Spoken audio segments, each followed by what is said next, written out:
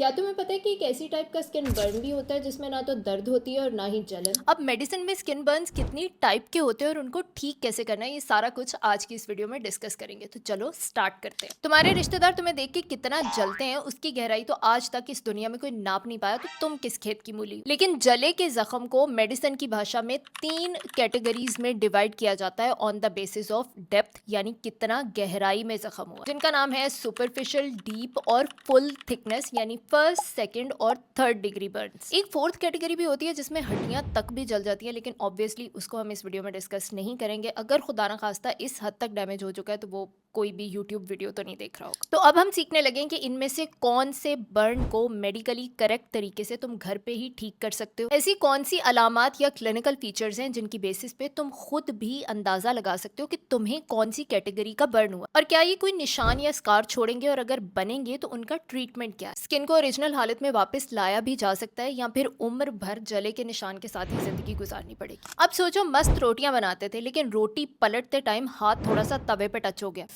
बहुत जलता है। या फिर चाय छानते टाइम कप में डालने की बजाय चाय उछल के हाथ के ऊपर गिर गई। या फिर चावलों का ढक्कन उठाते वक्त दिमाग घूम गया और ढक्कन में से भाप निकल के थोड़ी सी हाथ के ऊपर भी पड़ गई, जो कि पर्सनली मेरे साथ भी हो चुका है। शुक्र है टाइम पे हाथ पीछे कर लिया था। अब भाई साहब हो रही है इस एरिया के ऊपर पेन, रेडनेस और जलन, लेकिन शुक्र है कोई छाला नहीं बना अभी तक। तो अब इस कैटेगरी में upper layer of the skin, जिसको एपिडर्मिस बोलते हैं, वो डैमेज हो गई, जिसका मतलब है कि तुम्हें फर्स्ट डिग्री या फिर सुपरफिशियल बर्न हुआ। लेकिन शुक्र अल्हम्दुलिल्लाह, ज्यादा घबराने की जरूरत नहीं है, घर पे इसको ठीक किया जा सकता है। बस आगे से आंखें खोल के काम करना। और अभी के लिए ठंडा पानी टूटी में से खोल दो और अपना हाथ 5 से 10 मिनट के लिए उसके नीचे रख के बैठ जाओ। और हाँ, टूथपेस्ट और आलूएं रगड़ने नहीं भागते ना, उनके साथ कोई फायदा नहीं होता, उल्टा स्किन ज्यादा इरिटेट हो जाए। अरे डॉक्टर, लेकिन पानी डालने से तो छाले बन जाएंगे। तो छाले बनना तो अच्छी बात है, बुरा तो तब होता कि छाले बनने के डर से पानी ना डालते और सारी की सारी हीट स्किन के अंदर ही जमा हुई रहती, ट्रैप हो जाती, और वो हीट बाहर ना निकलने की वजह से दर्द और जलन तो जो होती सो होती, लेकिन स्किन फर्दर डीपली बर्न हो जाती। अब पानी से निकालने के बाद 2 क्रीमें तुम्हें लगानी है अपने एरिया के ऊपर। इनके नाम नोट कर लो, लिग्नोकेन जेल और क्वेंच क्रीम। इनको बराबर मिकदार में मिक्स करके थिन लेयर में पूरे एरिया के ऊपर स्प्रेड कर ले। और हाँ, फिक्र ना करो, ये पाकिस्तान की किसी भी फार्मेसी से इजीली तुम्हें मिल जाएंगे। और हाँ, सुबह शाम लगाते रहो, 3 से 6 दिन के अंदर तुम्हारा जख्म कंप्लीटली हील हो जाएगा। और हाँ, ये कोई निशान या स्कार नहीं छोड़ता, ज्यादा से ज्यादा पिगमेंटेशन हो सकती है, और इसके लिए ट्रीटमेंट्स किए जाते हैं जिनके साथ निशान 100% ठीक हो जाता है, स्किन अपनी बिल्कुल ओरिजिनल हालत में वापस आ जाती है। और वो ट्रीटमेंट कौन से हैं ये अभी थोड़ी देर में तुम्हें इसी वीडियो में पता चल जाएगा। लेकिन अगर चावलों से ढक्कन हटाते टाइम हाथ टाइम पे पीछे ना किया हो, या फिर बहुत ज्यादा गरम गरम चाय या तेल स्किन के ऊपर गिर जाए, या फिर जैसे मेरी दोस्त के साथ हुआ था जब वो 6 महीने की थी, वो अपने झूले में लेटी हुई झूले के ऊपर लगे हुए खिलौने के साथ मस्त छैया छैया खेल रही थी। उसका भाई पास ही से सालन का पतीला लेके गुजर रहा था और अपने ही पैर के ऊपर पैर रख के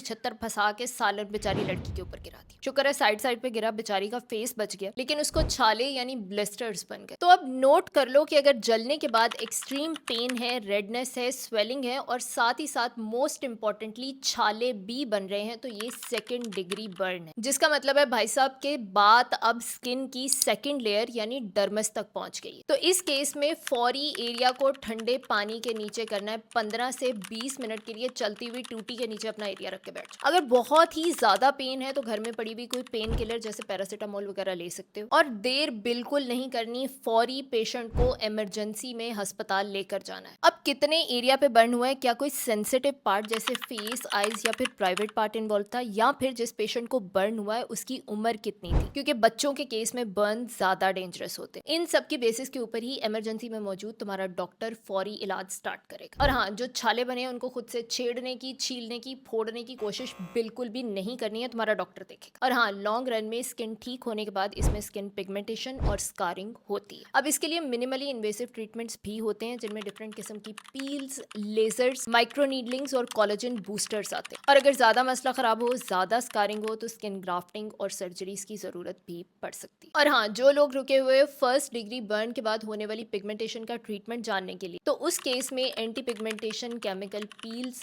पीको लेजर, क्यू स्विच जैसे ट्रीटमेंट दिए जाते हैं। मैं पर्सनली अपने क्लिनिक पे पेशेंट्स को यही वाले ट्रीटमेंट्स देती हूँ और उनके बहुत अच्छे रिजल्ट्स आते हैं, 100% उनकी स्किन ओरिजिनल हालत में आ जाती है। अब सोचो कोई लड़का है जो कि मस्त लेट के सिगरेट नोश फरमा रहा है और ऐसे करते करते थोड़ी सी सिगरेट उड़ के उसकी आंख में चली गई, या फिर बैठा हुआ सिगरेट पी रहा था, फोन यूज कर रहा था और हाथ में से फोन गिरने लगा और बैठे बैठे ने अपने ही ऊपर सिगरेट जलती हुई गिरा दी। पहले तो पेन हुआ, सवेयर जलन हुई और थोड़ी देर में ही जलन, दर्द सब कुछ खत्म हो गया। तो अब इस केस में हाइपोडर्मिस ऑफ द स्किन में बर्न चला गया, जिसका मतलब है कि उसको 3rd डिग्री बर्न हुआ। और 3rd डिग्री बर्न के एरिया की ये बहुत बड़ी अलामत है कि उसके अंदर दर्द या जलन नहीं होती। अब ये एक बहुत ही माइनर और ट्रिवियल और डेली लाइफ की एग्जांपल थी, लेकिन अगर किसी बहुत गर्म चीज के साथ बहुत ज्यादा लंबा स्किन कांटेक्ट रहा, या फिर केमिकल्स या एसिड गिरने से होने वाले बर्न, या फिर बिजली लगने से जो बर्न्स होते हैं, या फिर समटाइम्स खुदा ना खास्ता चूल्हे पे पड़ा हुआ उबलता हुआ खौलता हुआ पानी या फिर दूध लोगों के ऊपर गिर जाता है, ये कुछ मेजर एग्जांपल्स हैं और इन केसेस में होते हैं 3rd डिग्री बर्न। तो इस केस में स्किन ड्राई हो जाएगी, लेदरी हो जाएगी, ब्लैक यानी चार्ड हो जाएगी और सवेयर स्वेलिंग हो जाती है। लेकिन जो पेन ले जाने वाली तारें यानी नर्व्स हैं वही डैमेज हो जाती हैं, तो इसलिए दिमाग तक पेन के सिग्नल जाते ही नहीं। इसलिए इटसेल्फ 3rd डिग्री बर्न के एरिया में पेन नहीं होती, लेकिन अगर डीप प्रेशर दो तो उसमें पेन फील होगा, और जो सराउंडिंग एरिया जिनमें 1st या 2nd डिग्री बर्न है वहां पे सवेयर पेन फील होगी पेशेंट को। तो अब इस केस में ऑब्वियसली कोई भी इंसान डर जाएगा, लेकिन अपने दिमाग को, हवास को जितना हो सके कायम रखना है। अगर कोई एक्टिव बर्निंग एरिया है तो उसके ऊपर से फायर बुझानी है, पानी मौजूद है या फिर फायर एक्सटिंग्विशर मौजूद है या फिर कोई कपड़ा डाल के, और फौरी इमरजेंसी सर्विसेज को कॉल करनी है और पेशेंट को एडमिट करा देना है बर्न यूनिट में। इस केस में पेशेंट को आईवी फ्लूइड थेरेपी दी जाती है, आईवी एंटीबायोटिक्स लगाई जाती हैं और डॉक्टर्स और मेडिकल प्रैक्टिशनर्स और स्टाफ की बहुत ही स्ट्रिक्ट निगरानी में पेशेंट की देखभाल की जाती है। अगर कोई लेग या आर्म का एरिया इन्वॉल्व है तो उसको थोड़ा सा एलिवेटेड रखना है ताकि वहां पे स्वेलिंग ना हो, क्योंकि जब स्वेलिंग होगी तो हीलिंग का प्रोसेस स्लो हो जाता है। अब इस केस में अनफॉर्चुनेटली बहुत ज्यादा स्कारिंग होती है और इवन कॉन्ट्रैक्चर्स भी बन जाते हैं, जिसकी वजह से फ्यूचर में चल के मोबिलिटी यानी हरकत करने की पावर भी बहुत हद तक अफेक्ट होती है। और इस केस में obviously multiple surgery, skin grafting, physiotherapy और इवन साइकोथेरेपी की भी